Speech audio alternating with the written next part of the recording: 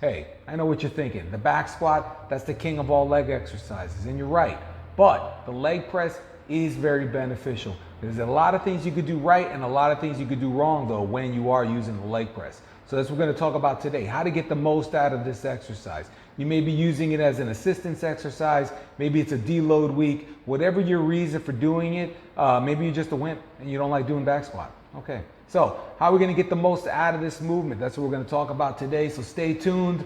If you like the video, please give it a like, share it, subscribe to the channel. We've got a lot of people watching that are not subscribed, so let's try to get those numbers up. I appreciate you tuning in, and here we go.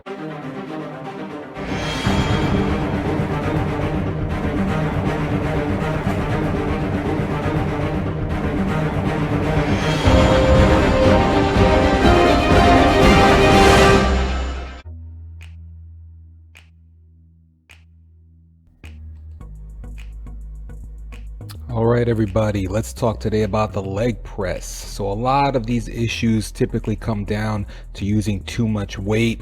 The first one we're going to talk about here is a short range of motion.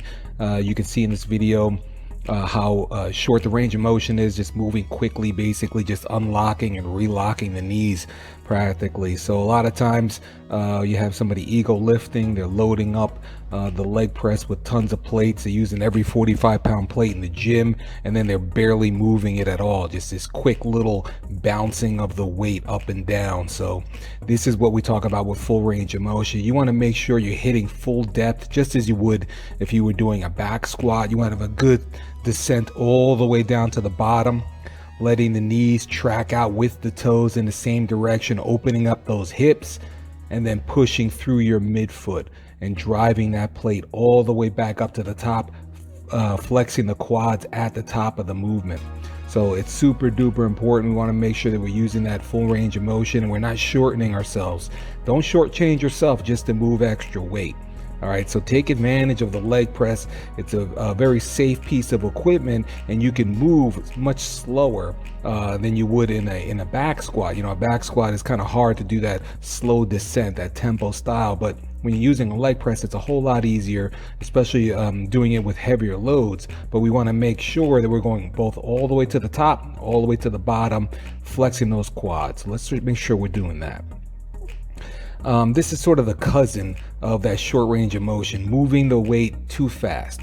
Oftentimes people will use that butt wink or rebound all the way at the bottom of the leg press to kind of throw that weight back up. Again, the leg press is loaded too heavy, and this is a compensation technique that somebody is doing because you know, they want to make sure everybody can see them with a bunch of 45-pound plates on the leg press, and that's sort of the focus instead of focusing on actual leg strength and leg development. So we want to make sure that we accentuate both the positive and the negative portion of the movement. So both the eccentric and concentric. Eccentric is going to be the lowering of the weight where those muscles are stretching, and then the concentric is going to be the contraction, the flexing of the muscles all the way back up to the top. So that's what we want to make sure we're doing both the positive and the negative.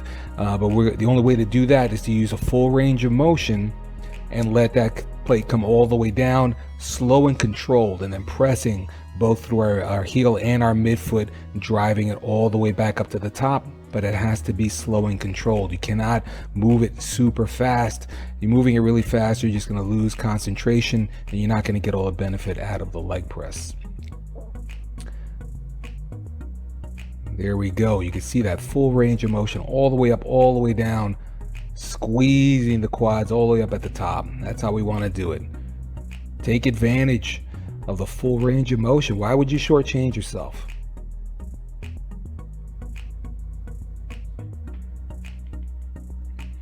Another advantage of using the leg press is going to be forced reps.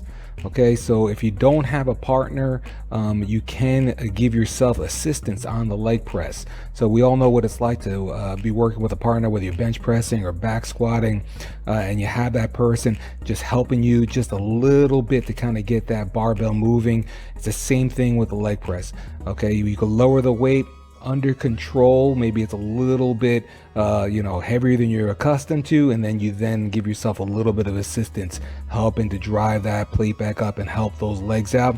But you can still take advantage of doing that negative rep with that nice heavy load, slow and controlled all the way down, and then you're helping yourself with a positive portion of the leg press, driving that weight all the way up.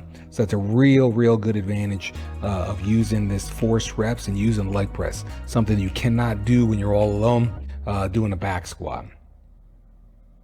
All right, children, we learned a lot today about the leg press and a lot of things that people may be doing wrong. Maybe you're one of those people doing those things wrong, but today's the day that we make that change. So let's improve in our technique, and let's get stronger, let's get bigger. Don't be afraid to be strong, people. Come on, let's get this thing done. So again, if you liked the video, please give it a thumbs up, share, subscribe, and that's it. We're just gonna keep making content and keep putting it out. So appreciate you staying tuned and put this stuff to good work. I want to see a bunch of ripped jacks, strong, swole dragons out there. All right, I'll talk to you soon.